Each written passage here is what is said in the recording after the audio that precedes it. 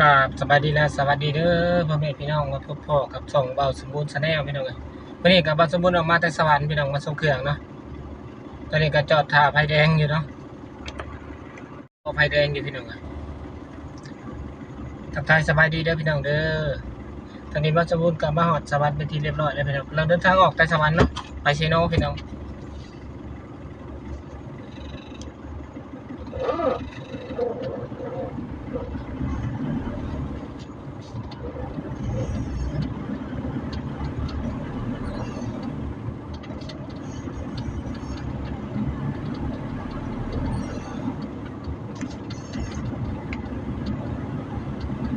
ตอนนี้ก็กำลังเดินทางออกเนาะอันนี้เป็นภาพบรรยากาศเข้มทางอยู่ตรงเมืองสวรรค์พี่น้องเอ้ยนครไกรสอนข้างๆนี่ก็เป็นสนามกีฬาเนาะนี่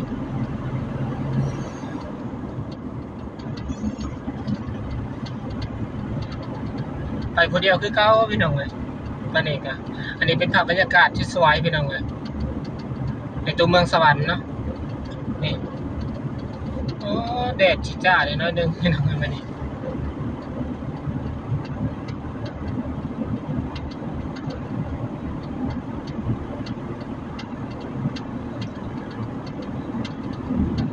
ภาพบรรยากาศนี่ก็โดนเติมได้พี่น้องเลยบาสบูรณ์บริไทยเนาะมาเด็กกระถ่ายทำให้พ่อแม่พี่น้องเบิ่งเนาะบรรยากาศสวยๆอยู่ในตัวเมืองนครไกรสอนแบบบรรยากาศแดดร้อนๆแบบจ้าๆแบบนี้เนาะพี่น้องเนาะวันนี้อากาศร้อนได้พี่น้องกันวันนี้นะบาสบูรณ์ลงมาแต่เช้านี่ก็ยังสวยๆช่วงนี้ยังมีแบบอากาศอบอ้าวอะไรพี่น้องเลยถ้าเกิดประมาณเที่ยงๆไปนี้แห้งร้อนกว่านี้พี่น้อง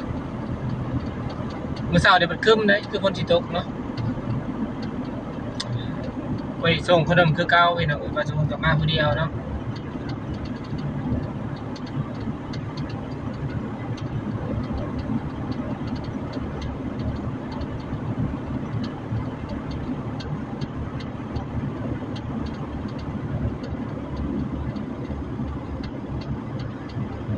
อันนี้ก็เป็นบรรยากาศวิถีชีวิตของชาวนครไกรสอนพี่น้องเลยตัวเมืองสวรรค์เนาะตอนหน้านี่ก็เป็นวงเวียนไดโนเสาร์พี่น้องเลย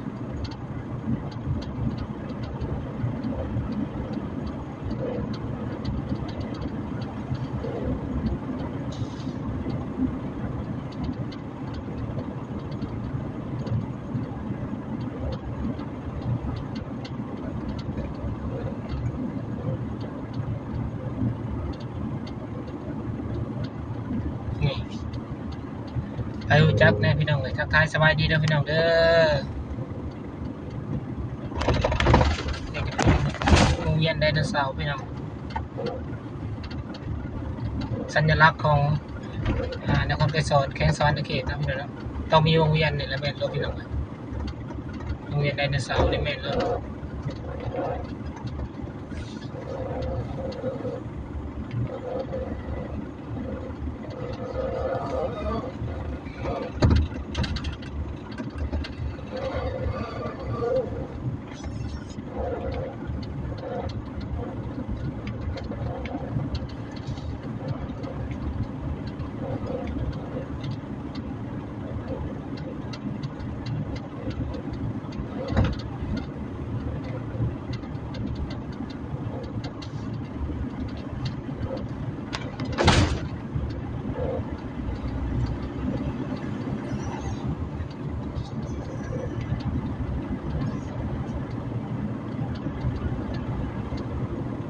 ส่วนนี้ก็ฮอดทางคาสิโนเนาะนี่พี่น้องทางในเป็นคาสิโนสวรรค์ในกัสเนาะทางเดียวกับบ้านน้องเดินนี่พี่น้อง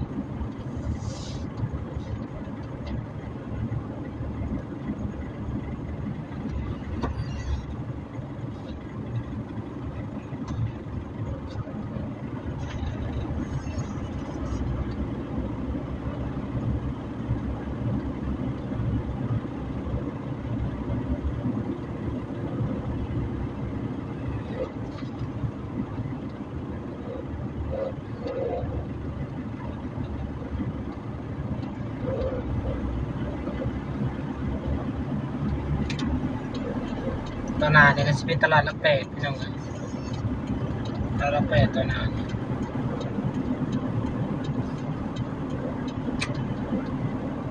ของสิ่งในงาน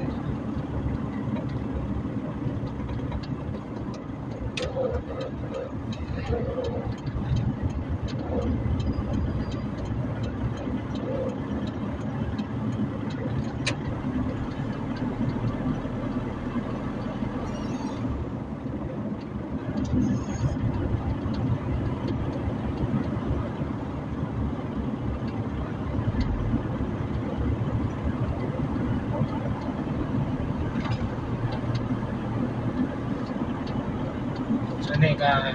ออกมาหอดตลาดหลักแปดแล้วก็บริษัทโคราชนะพี่น้องเนาะหลักแปดอยู่นี่คนเขาขายรถได้หั่นเนาะ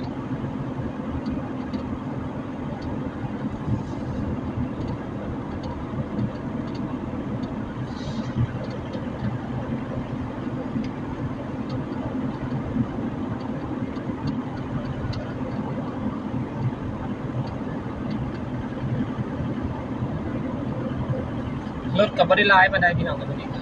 โล่งๆเลยเนาะทางก็แล่นสบายอยู่ถ้าเกิดรถลายนี่ลำบากเลยเพราะว่าเขาขับไปประมาณ7 โมงบ่ายๆนี่มาว่าพี่น้องเพราะว่าคนเขางานนี่เนี่ยบนตลาดโลกเนี่ยเพราะว่ามีโรงงานลายอยู่นี่นะอุตสาหกรรมลายแบบ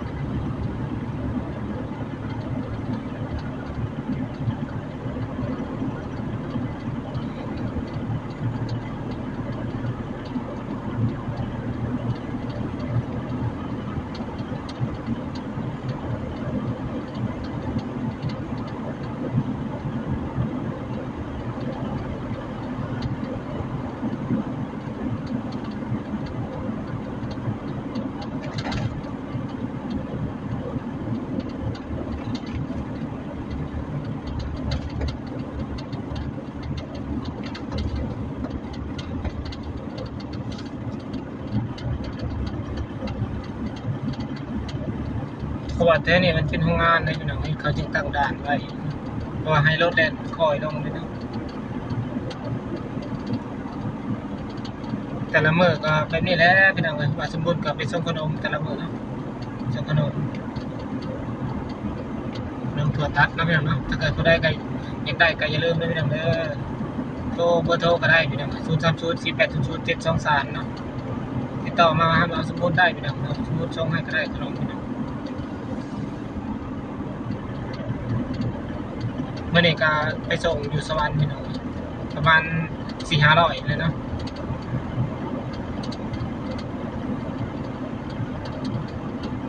ก็ได้กินอยู่พี่น้องเพราะแต่ละมื้อต้องไปส่งพี่น้อง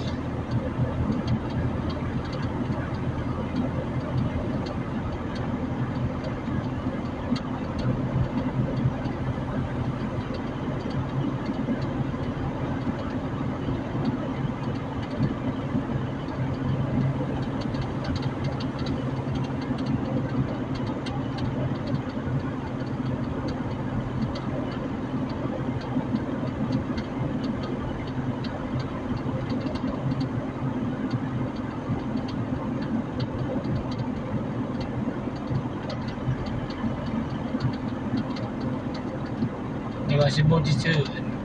แบบนี้เนาะพี่น้องเนาะ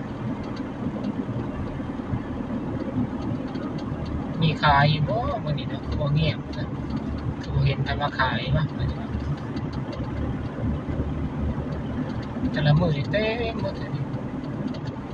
มีมิดพี่น้องมีอยู่เนาะสงสัยเขาบ่ได้ออกมามื้อนี้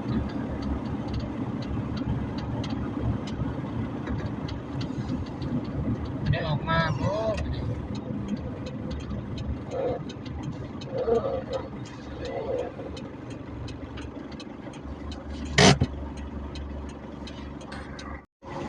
างสมบูรณ์ก็ซื้ออันนี้เนาะพี่น้องเนาะเอามือพี่น้องประมาณ2 อันซื้อ2 อัน2 แพ็คเนาะบางสมบูรณ์ซื้อมาให้ลูกชายพี่น้องแม่ซื้ออยู่หลัก12พี่น้อง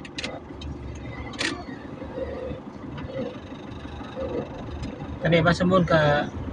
ซื้ออันดอกมี่เนาะพี่น้องเนาะหรือว่าขนุนเป็นภาษาไทยกับขนุนพี่น้องตอนนี้กำลังเดินทางเมืองทางเซโนได้พี่น้องซื้อเครื่องกองเนาะพี่น้องเนาะแล้วก็เอาเล็กเอายังเมืองให้ป้าไปเลยพี่น้องบางสมบูรณ์ก็ส่งขนมแล้วเรียบร้อยเลยเนาะกลับมาเมื่อไปใหม่อีกพี่น้อง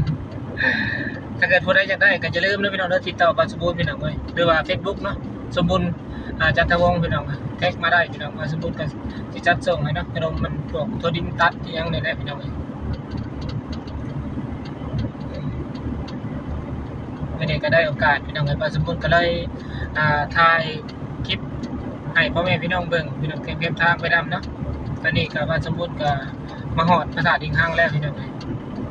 เดินทางมาหอดบรรทัดเนาะหลัก12พี่น้องบางสมบูรณ์สิกายเมื่อทั้งเซโนเด้อพี่น้องเด้อผู้ใดเข้ามาติดตามก็อย่าลืม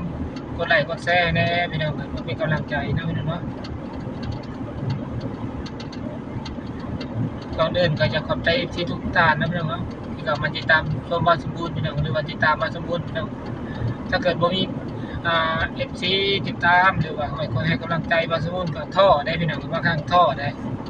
แต่ก็พอเห็นนั่นยอดวิวขึ้นมาแล้วนึงก็ดีใจนะเนาะบางสมบูรณ์ก็ดีใจนะ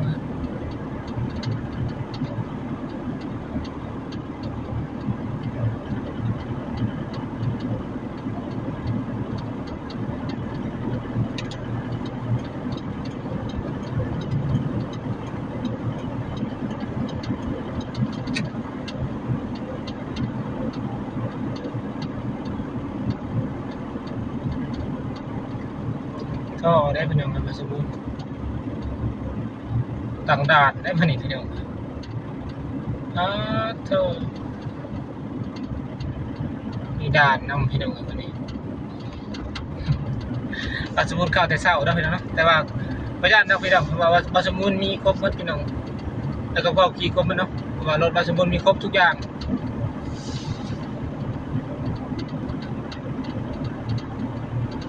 ก็บาสมุนเป็นทรงเครื่องแต่ละเถื่อต้องเจอเนาะคันโบมีครบเนาะเพราะว่าคันทำบ่มีก็ถือเขาได้พี่น้องกฎหมายถูกต้องกฎหมายก็ถือของเขาแล้วพี่น้องเพราะว่าเจ้าหน้าที่เป็นการรักษากฎหมายเนาะต้องถือของเขาอันนี้บาสมุนมีครบหมดพี่น้องเลยบ่เป็นยังบ่ต้องย่านนะไปทั่วหมดพี่น้องเลยทั่วประเทศลาวนี่ก็ยังไปได้เพราะว่ารถบาสมุนมีครบนี่ประกันภัยมีครบหมดตอนนี้ก็ออกแล้วพี่น้องเดินทางออกแล้ว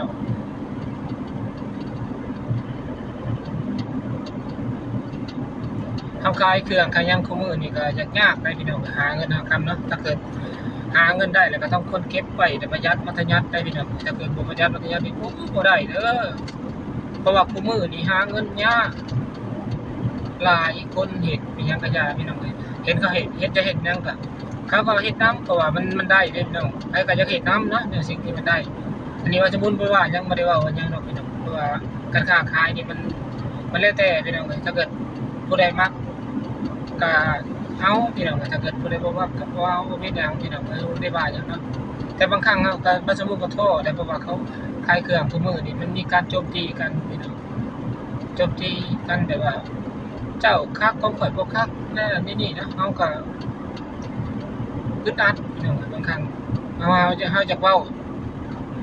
เราจะอธิบายให้แม่ค้าเข้าใจแม่ค้าบางครั้งเขาก็บ่อยากเข้าใจบ่อยากฟังเฮาเถื่อกันเนาะผู้บางคนเขาเข้าใจเขาก็เอานำเฮาตลอดถ้าเกิดผู้ใดบ่เข้าใจแล้วก็แบบว่ามีของเลียนแบบมีหยังมาเลียนแบบเฮ็ดคือกับเฮาแล้วเขาว่าตัวเป็นแบบพี่น้องบ่หยังนี่บางค้าบางเถื่อแม่ค้าบางเถื่อเขาก็เอาเลยแต่แท้จริงมันบ่แม่นของบ่สมบูรณ์เด้พี่น้องแล้วเฮ็ดให้เครื่องขายบ่ดี ราะว่ามันบ่แม่นของบ่สมบูรณ์เองเด้แล้วเฮ็ดไปแล้วบางเทื่อมันเสียมันยังไปแหละบ่มีการรับผิดชอบเสียลูกค้าไปเลยพี่น้องคันบ่สมบูรณ์เฮ็ดเองนี่รับประกันพี่น้องยอมรับประกันให้พร้อมถ้าเกิดขายบ่ได้ก็ยังกลับคืนได้พี่น้อง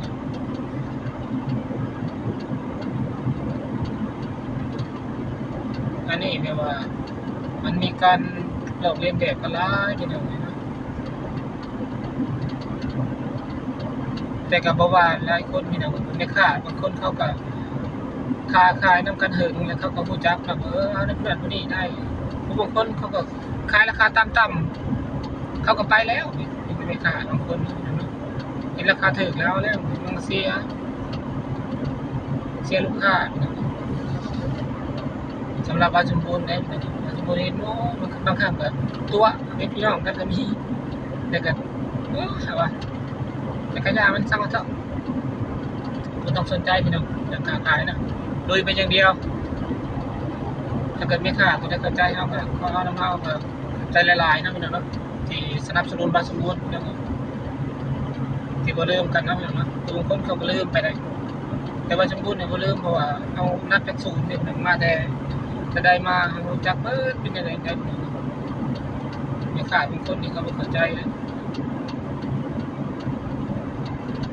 เอามั่วเลยว่าขายบางทีมันโมเมนต์นั่นนะแต่ก็บอกว่าหลายคนบางคนเขาก็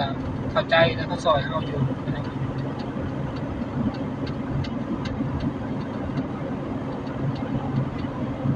มันมีหลายพี่น้องโจมตีกันเนาะเฮ็ดยังก็ยาพี่น้องกันเขาขายได้ดีมันต้องมีคนเรียนแบบมานำลูก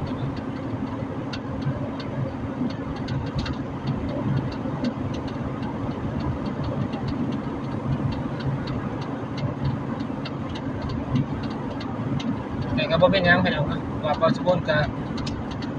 มีหลายอย่างอยู่พี่น้องธุรกิจปัจจุบันหลายนะทั้งส่วนยางในทั้งขนมในทั้งหลายอย่างนะมีหลายอย่างอยู่พี่น้องปัจจุบันก็เฮ็ดไปเรื่อยๆตอนนี้ขนมนี่ก็ปะส่งไปนะพี่น้องว่าคันทำปลาบ่ได้แม่ค้าค่าประจำเฮาได้สั่งมันก็เสียที่ปัจจุบันเฮ็ดประจำตลอดเลยพี่น้องเฮ็ดส่งไปให้เพิ่นนะขายได้แต่เนาว่าเฮาโอเคแล้วสำหรับพี่น้องว่าถ้าบาสมุนบ่มีหยังพี่น้องจนมาฮอดปัจจุบันนี้ก็จะได้ลดได้ราคีได้ธุรกิจหลายอย่างนำขนมนี่เนาะต้องเข้าใจ FC ทุกท่านนำเนาะหรือว่ามีค่าแต่ละคนที่สนับสนุนบาสมุนพี่น้องเอ้ยบาสมุนบ่ลืมบุญคุณเด้อพี่น้องเด้อขอบใจ FC เนาะแล้วก็ขอบใจแม่ค้าที่สนับสนุนบาสมุนที่เอาขนมได้บาสมุนเด้อพี่น้องเนาะขอบใจหลายๆพี่น้องทุกคนเนาะที่บ่เคยลืมกันพี่น้องเอ้ยช่วยเหลือกันเนาะแต่ว่าสมมุติว่าไปเดี๋ยวบ่ได้ร่วมเด้อพี่น้องเด้อมีเฉพาะกลุ่มบุคคลใดบุคคลหนึ่งที่นำไปแบบว่าค้าขายนำกันในว่าสมมุติว่าแบบว่าซ่อนให้ออกมาให้ระบายบาสมุนกับเมตนะพี่น้องเพราะว่ามันแบบบางครั้งค้าขายนำกันเฮิงแต่ก็บ่เชื่อมั่นกันนะพี่น้อง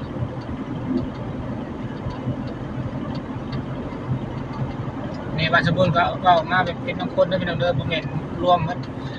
ลูกค้าบาสมุนเนาะส่วนหลายลูกค้าบาสมุนสิเข้าใจบาสมุนดอกพี่น้องลูกค้าบาสมุนนี่ทุกคนสิเข้าใจน้อยคนที่บ่อยากเข้าใจพี่น้องเนาะแต่ก็บ่เป็นหยังพี่น้องหลายคนนี่อยากสนับสนุนบาสมุนหลายพี่น้องเฮาก็ต้องขอบใจหลายๆพี่น้องเอ้ยที่บ่เคยปะเคยจิ้มกันเนาะเพราะว่าบาสมุนได้ปัจจุบันนี่ก็ได้จากแม่ค้าที่ซื้อเครื่องที่ซอยเหลือกันขายซอยกันพี่น้องเอ้ยคันว่าสมมุติผู้เดียวก็บ่ได้ดอกจุดดีนะสิหลายพี่น้องแม่ค้าแต่ละคนสิเข้าใจเนาะแต่ว่าจุดเสียก็สิมีน้อยเดียวนั่นแหละคือก็ว่าแล้วบ่ได้รวมแต่ละคนพี่น้องบ่ได้รวมหมดนะลูกค้าบ่สมบูรณ์สิมีแต่ผู้ใดผู้หนึ่งพี่น้องที่ว่าเข้าใจเนาะหรือว่าเอาเครื่องมั่วเอาขนมมั่วแล้วว่าขายบ่ดีมันบ่แม่น